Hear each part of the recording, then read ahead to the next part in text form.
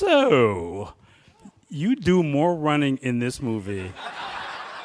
What kind of shape were you in before you started shooting, for God's sake? Not very good shape, not at all. That's why I had that face plant in the middle of the whole thing. Yeah, it said that in the script, that you were out of shape. Yeah.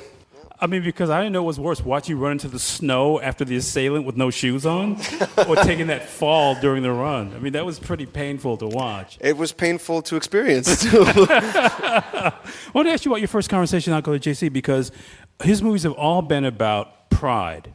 I mean, these guys who are like too proud for their own good. And I want your first conversation was about the character with him. Well, yeah, I think the very first conversation we really had about it is when you took me out in Williamsburg and drove me over to these tankers that were right on the water. Where we ended up shooting the final scene. Yeah, exactly. Or the second to last scene. And so the first conversations were actually less about what was happening emotionally and more about the landscape and showing me what the vision is, literally the vision. You know, it's like, these are the tankers, this is what he's trying to buy. You can see that there's a view of Manhattan. And then from there, explaining the world of it. And he kind of kept the actual emotional aspect of it quite mysterious. And even when I started reading the script for the first time, it didn't reveal its secrets to me right away. In fact, it was very hard to penetrate. I think also for me, I'm so bored by business and money and heating Oscar's oil. Like, I don't like money, I don't like real estate, and I don't like business, but I want to play this part. And I was like, good pitch there. So it was about trying to find the emotion in it and what that was about. And so I would ask JC these questions, and he'd be like, "The suits are going to be amazing." Like, well, they are right down. Even wearing a double-breasted coat. I mean, you probably have double-breasted pajamas in the movie, for God's sake. No, it's true. But then he did say, but the suits are not about fashion; they're his armor. No, they're power suits. Yeah, exactly. So it's all about the strategy. It's all about the presentation. And once I started infiltrating that and really understanding that the heating oil and all those things, that was just that's the commodity. He's really about someone with vision and optimism. And when everyone else is fleeing the city, he's choosing to build and to try to grow into that in that world. Well, JC, I want to ask you about this pride thing, because all is lost, and in Margin Call in this movie too, the idea of pride being an incredibly dangerous thing is key to the way you build your protagonists. Yeah, I think, it's always pride with a combination of something else. So, which pride is essentially a form of ego, I guess. So it's, the sort of sacrificial lamb of the movie, the Julian character, is essentially done in by ego. It's combined with panic, which ego and panic are a terrible, terrible combination. And so as Chris runs by him, the actor who kind of plays the bad guy, who's Oscar's chasing the whole movie essentially, ran by and he asked me what I wanted him to say to him.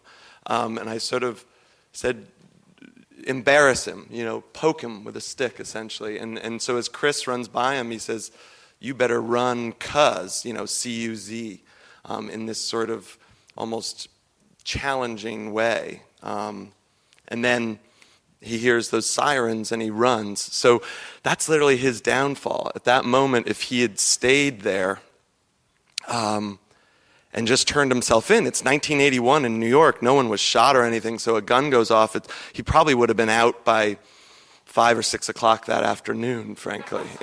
You clearly are a white person talking about this. Touche. Now, Abel's got some connections, and Albert would have gotten in there and got him out. But the sort of the sad part of that scene, of course, is he chooses to run, and at that point, one terrible mistake in this country, in any country, can be something you recover from moments later. And nothing is ever thought of it again, or it can be something that changes your entire life, obviously. And in this case, he then becomes a pawn in something else that's much larger than him. And so that final scene when Oscar is running, that's all about ego and pride. Essentially, that's revenge. It's that the way it kind of calls him down into that tunnel is all ego. There's really nothing that could come from that for the most part that isn't.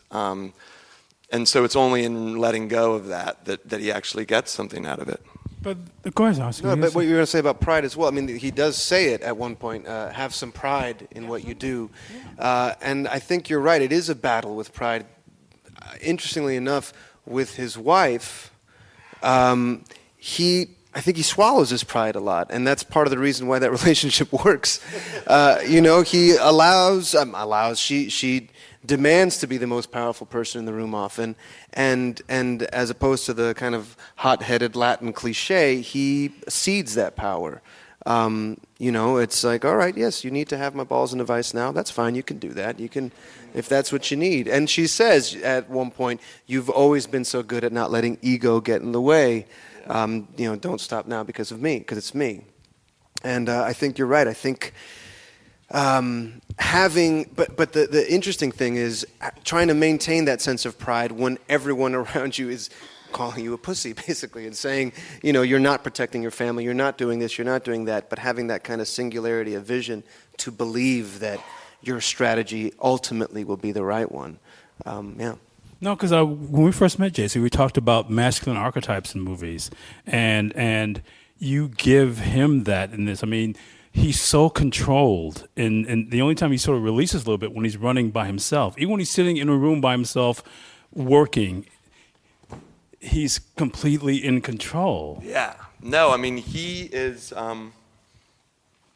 obviously what I'm playing with, the sort of structure is kind of this classic, going back to the 1930s, almost gangster film. It just follows all. You even have him dressed like he's in a gangster film. Yeah, the signposts going by are all these very familiar sort of things. But the opening shot of Jessica is like right out of any femme fatale role that's ever been played. She's literally in front of a mirror in a lingerie, in a nightgown, combing her hair, looking at herself, and her last real sort of meaningful action in the movie is the absolute opposite of that, obviously, which is he has to go outside for her signature to actually purchase this thing. And then it's at that moment you realize, she's probably had more to do with the day-to-day success of the company than he has, frankly. She's sort of kept it in business. So at that point, you sort of realize, hopefully, that even though the entire film, like her role as a my wife's a painter, and she gets to go out with like a couple $100 of paint and sort of have this experience alone. For us to do what we got to do, we got to have like 500 people and a couple $1 million. So it's you want to go out there and sort of and make sure you're doing it for the right reasons. And in a way, I'm playing off that entire history of those films, but trying to do something a little different with it, obviously, and flip it on its tail, where the woman in the end, even though she's following basically the exact same amount of screen time that she would in a classic gangster film, the scenes are almost exactly the same they would be. It's a totally different experience by the end, hopefully. Because I was wondering, Oscar, too, if you maybe studied Edward G. Robinson a little bit, because I just noticed that. I mean, he walks into a room chest first. I mean, he's this sort of physical embodiment of pride, and that's why I thought maybe you guys had discussed that as being kind of a building block of the character. Yeah, no, I didn't. I mean, obviously, I've seen his movies, and I've a lot of these gangster films as well. They're kind of in my DNA from watching them so much. But that really came from the note of his suits are armor, and so embodying that, the idea that he's at war, that everything is about presentation. He squares off at all times against people. The way he sits, I mean, really, that coat creates a cement block, and that really is what informed that. I was even noticing too, JC, that one of the things you're really interested in is putting people in big rooms, but bringing them very close together. and that does something. That often intimidates the person who's being moved in on. Yeah, I mean, this is a character. I spoke about it with Bradford, the DP Bradford Young, on this, the terrific DP on this Brad movie. Young, who's done an amazing work, and we both kind of grew as filmmakers through this process. But one of our first meetings, I said, this is a guy who, when he walks into a room, it's as if he's walking into a sort of painting that he's already composed, right? So, and he's not going to get, that same philosophy of keep staring at the person until you close. He's not going to stand up when he has established his position. Boom, it is always at a 90-degree angle and kind of squared off, and he's not going to move until he essentially gets what he came there for, or is asked to leave, basically. And I think composing these shots in a very formal way, which Bradford did, so each side of the equation had to be kind of weighted, so that, because obviously these are dialogue scenes, so I got to go back and forth. So to have those two sort of formal compositions, opposing each other, put restraints on these guys as an actor, but then they have to kind of explode or hold in within that frame. And then hopefully when it goes into those action beats and sort of maintains that similar feel, although it's a totally different vibe of what's happening, it still feels like a real human, event. Even when you're trying to comfort somebody, the way you move in on them is really intimidating. I mean, I just thought no wonder this poor kid ran off, because he wouldn't want to come back to you if he failed. I mean, it's weirdly a guy with almost no tenderness in him. Well, I know JC was not a big fan of my exploration of his sociopathic tendencies, but I did actually read a lot about sociopaths in business, and the idea of someone who puts on empathetic traits even though they don't actually feel them as a means to an end. Ultimately, I do think, although he does try to do good by Julian's just a commodity. But when he walks in the locker room, when he walks in and the camera's basically coming on him, you're about to hit him. I mean, it's almost a shot from a horror movie. Right. But you're supposed to be comforting this kid. Yeah. I just thought, he's supposed to be getting him out on that truck, is what he's doing. So that's that. It's worse than hitting him almost. It's sending him back out. Which he clearly doesn't want to do. And he's just basically he's distraught, and this sort of outer countenance of comforting is even more discomforting because there's no empathy in it. Exactly. It seems like it's being empathetic. Go out there. Go back. There's Keep some going empathy, back. but I would say maybe the pragmatic side overcomes that. Yeah. So I guess Defend my guy here. But it's interesting because that's a sort of scene where in the more conventional drama, there would be something to let us know that he wants him to be okay. But he really does want to go out there and do the job. I mean, his first scene, we said this. I don't think I ever said it to you right before we shot, but we've certainly talked about it once the character kind of went beyond that point, in our shoot and in the movie. The opening scene in the hospital is I don't want to put a percentage on it, but it is a lesser percent, but it's still there that he cares about this kid, right? So he's going to the hospital. He heard his wife was there. He better get over there to help this kid. But the majority of that action he has thought through is that will go over well. He's going to go back to work and say that I went to the hospital to look after this kid, and that's going to be an effective leadership tool, right? Because the word will get out that I help my guys when they go to the hospital. And so that's part of his, leadership structure, basically, and what he does. But that was a major challenge, how to present someone that is that calculating in every aspect of their life, and yet still feel like you're getting to know what's inside of them. And I think the moments with his wife in particular, I think some of that stuff melts away, and you do see perhaps what's actually going on to a certain extent. I think the scene passion, there's for success and for your relationship. Yeah, he's not detached. I mean, he's very attached to his goals, and also incredibly emotional about what's happening, but I think the struggle is to mask that almost at all costs. For me, the two great scenes in the movie are the scene where basically we realize she runs a business because she's so, take those boxes out there. I don't even know what's in these boxes. She said, take them out there. I mean, it's both kind of funny and terrifying, and it tells us exactly where the balance of power is. And what a good liar she was to him out in the driveway. It's like, I don't. Yeah, it's that kind of compartmentalization, where he wants to play this character of the straight and narrow, but in order to do that, you have to be strategically ignorant about certain things, Well, that's funny, too, that you said, because part of this, you kind of wonder how much he believes and how much of this he knows isn't true. I mean, it's almost like that line of, purity of heart, the ability to will a single thing into being. I mean, he knows, I think they both as a couple, the way I sort of justified it is they both as a couple know that to be a great salesman, you're best when you actually believe what you're selling. It's just a whole lot easier of a job.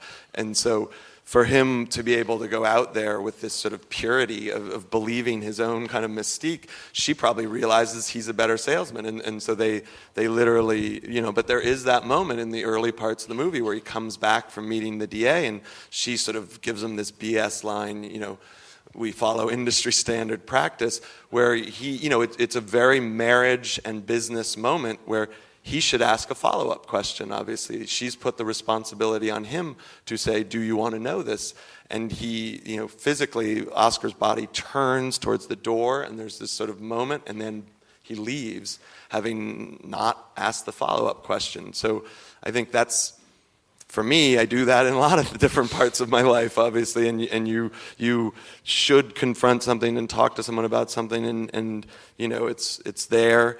And that can lead, if you let it get out of control, obviously, to grand, grand things. But they're interesting things, too, because we can basically see when they're in the office, she's always on the calculator. She's actually doing the work, and he's sitting there like he's waiting to be photographed doing the work. He's a little self-serious. I mean, give this guy a break. But again, that posture. I mean, even when he's alone, he's waiting to be photographed for the company prospectus. and I wonder how much of that you worked out versus it coming to you as you sat down in the chair. Yeah. I thought you were just him at that point, man. He was. Yeah. It was coming. He'd come in as this guy. It's like walking around very. It was. It's strange what sticks. You read a lot of stuff, and then you see what and when action happens, I try to make it just an expressive thing without trying to communicate too many things. So, but I mean, going back and thinking about what may have influenced some of that as well, I read the Margaret Usina book, Memoirs of Hadrian, which really blew my mind, and I just thought it was such an interesting dissection of ambition and power. And detachment. And detachment, and also ethics, and how does someone that is that ambitious and wants that much power and yet has a sense of trying to be humane or trying to do it in the right way and trying not just to be a tyrant or a mediocrity. And so I did think of him a bit as that. As an emperor, as someone that was trying to transition from ambition to mastery. And that those moments when he, and I think you said it. You said, she's the one that's doing this, but you're just kind of sitting there thinking about the next sales pitch, or, it's more conceptual, right? Yeah. Yes. No, because what's interesting about the movie too for me is that last scene where because I found myself thinking the analog for me to this was Bugsy was a guy who saw the possibilities in the place that nobody else saw. I mean, but we have to remember, too, that not only was New York a violent place at that point, it was in a recession, and that he could see there were possibilities there. I mean, that's the optimism of them. I think the film obviously has this darkness over it, which is the compromise to accomplish your goal, which any goal that's sort of worthwhile has meaningful compromises that has to come with it. So you've got that singularity of vision, which is hard to watch, obviously. But the opening sort of action in the film is this great, Oscar said it earlier, this great sense of optimism, which is, you've got a building on fire. New York City was on fire, and people were abandoning it, much like we were talking outside a lot of the running scenes. We had to go back to Detroit, actually, to find those miles of decay where you could just have those chase sequences. And And so it was almost a tribute to that city that you can rebuild things, and change actually doesn't take as long as you sort of think it does when you look at the bigger picture. But to have that, yeah, I lost my chain. No, but it's that you're talking about. It's been a long day.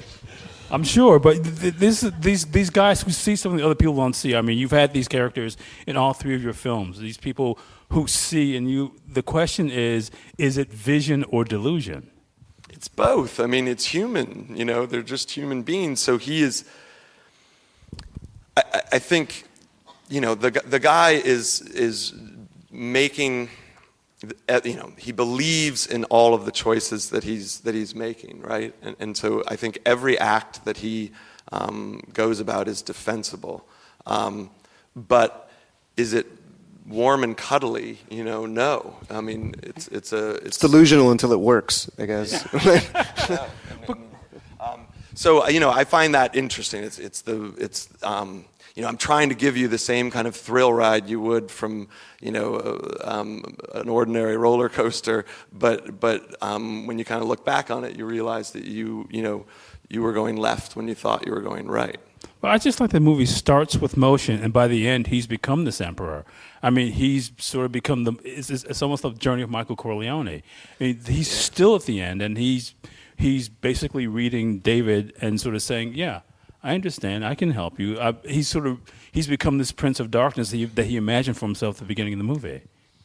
Yeah, I mean, I don't know if he sees it as he dark. doesn't see it that way at all. I think that, for instance, he saw that moment on the bridge where the kid made that mistake. He says it to his wife. He says, "Why did he have to run?" Right. So that moment of weakness is where that true capitalism in him. You put your fate in someone else's hands, it's not a good move, right? You are no longer in control of that. And so that's a sin to this guy, and not to Oscar. He makes a lot of mistakes, but JC, he's right here. I know. Okay? I've been doing so many right of these here, without you here. I forgot.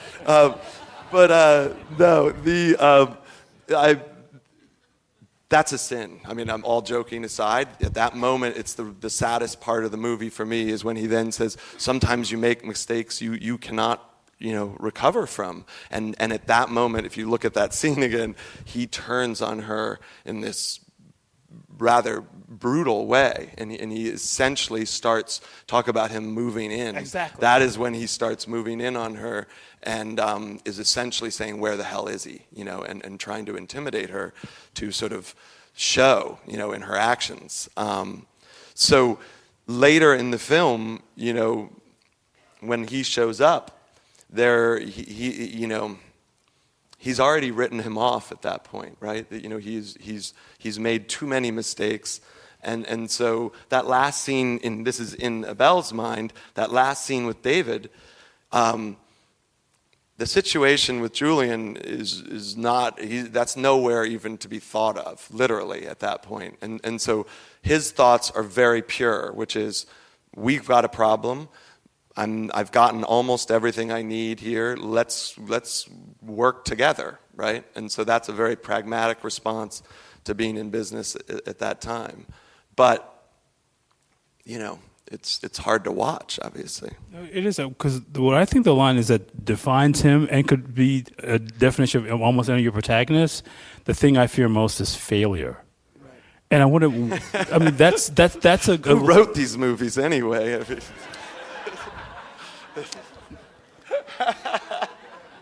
But talk about the way you came up about. you probably got that from another movie anyway.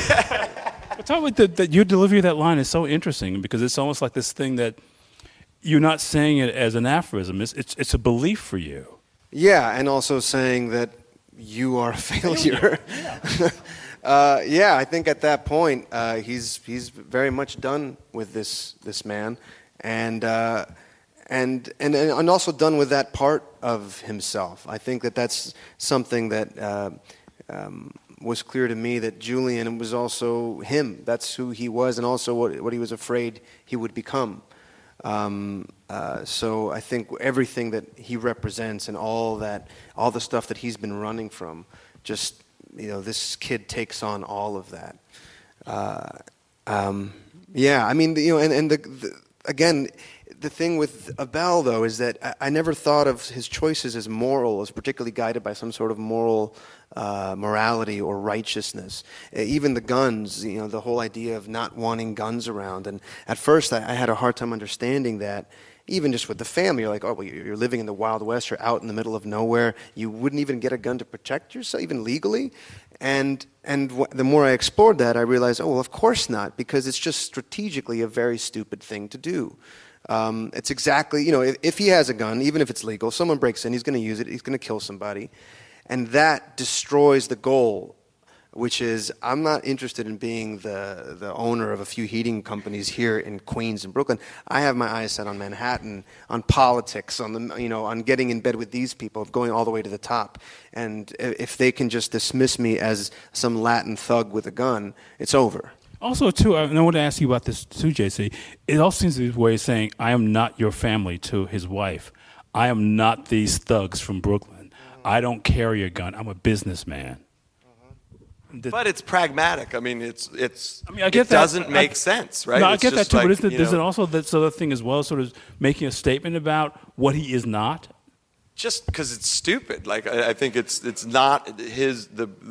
This guy is like that opening scene when he's looking at Manhattan. It's just that, right? So it's not deeper. For Oscar, I think it was at one point Oscar was early in the process was asking me all these questions about heating oil, and I finally looked at him and I go, it's not about freaking heating oil. Like, I don't know. I mean, it's like not the point. I was horrified when he said the poor guy's trying to build this character, and he's like, the whole script's about heating oil. And I'm like, only sort of, But the point is, it is a means to an end, right? So it is something that he realized was an opportunity that he could service a community.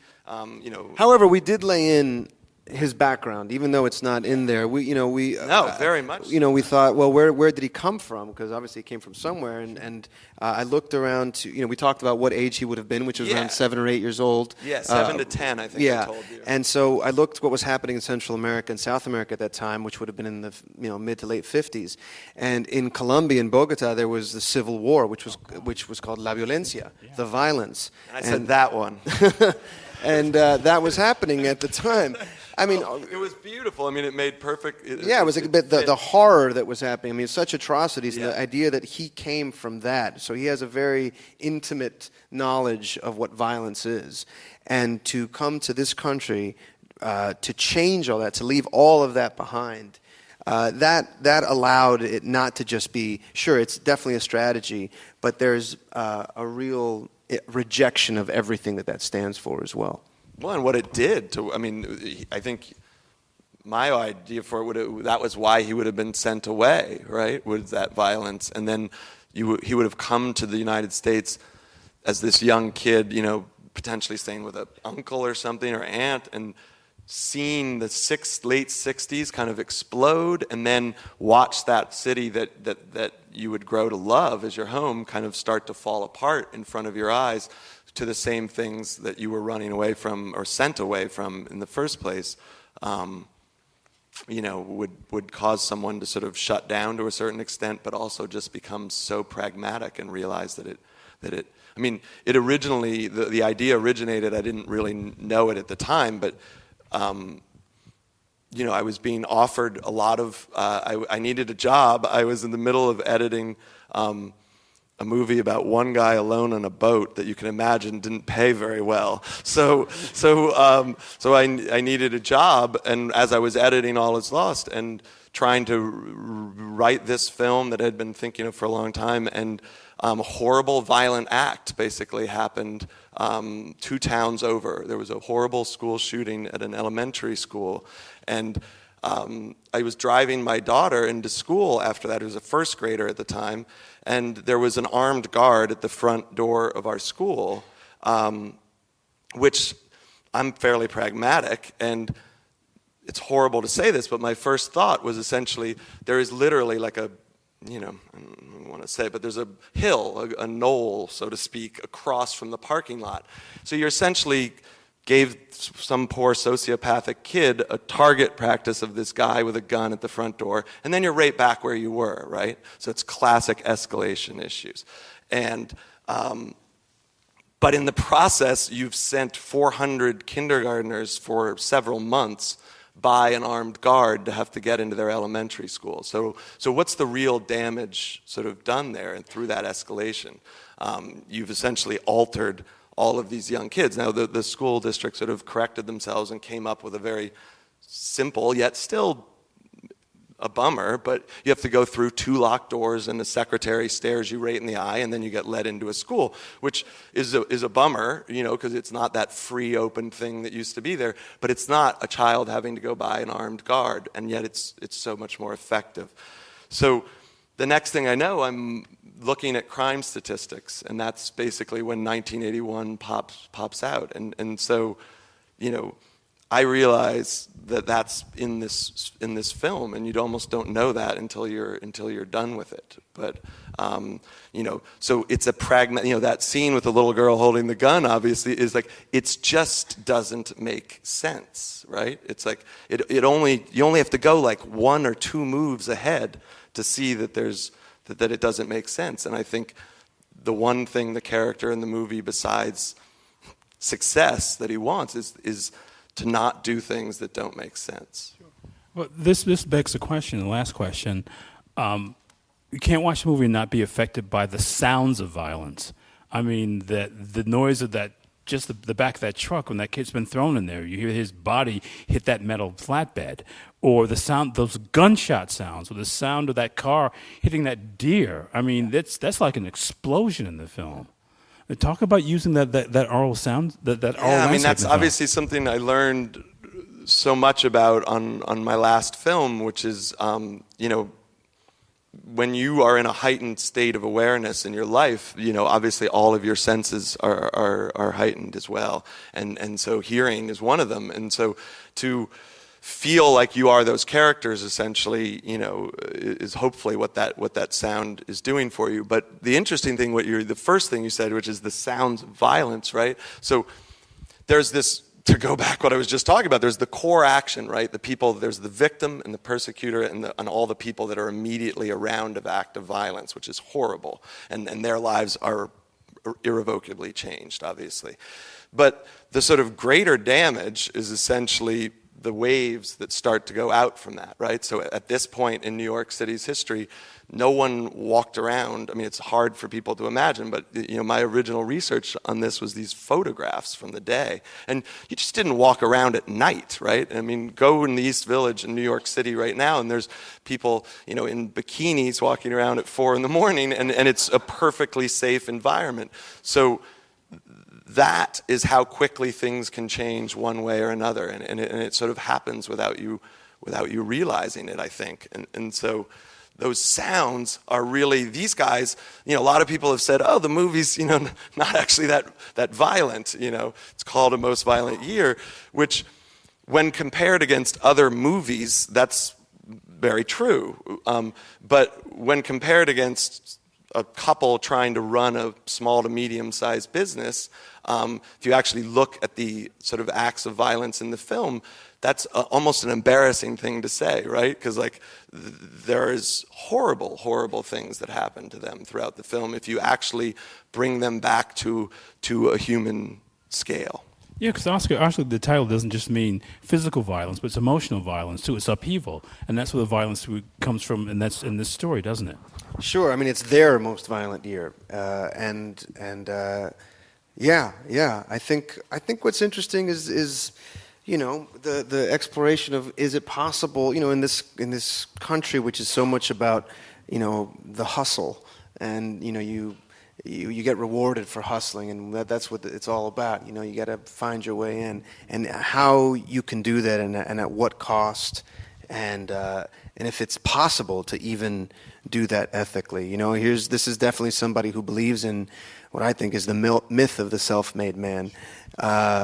He severs his past. He doesn't want his employees speaking Spanish because he thinks that that's not the way to get ahead here. He very much buys into it. And in the end, succeeds, but there's definitely a cost, and it's that upheaval, and I think that's it's something that you've been exploring in your other films as well. Yeah, I mean, I think anyone who has a job and has to make choices about time they're spending with family and on all the different things in your lives. I mean, it's not a straight path. Exactly, and the idea that you do it in a vacuum and you're not doing it on the backs of others, whether it's your loved ones or your employees or whatever, it's definitely at a cost. Well, let's thank these guys for being here tonight. Thank you for coming.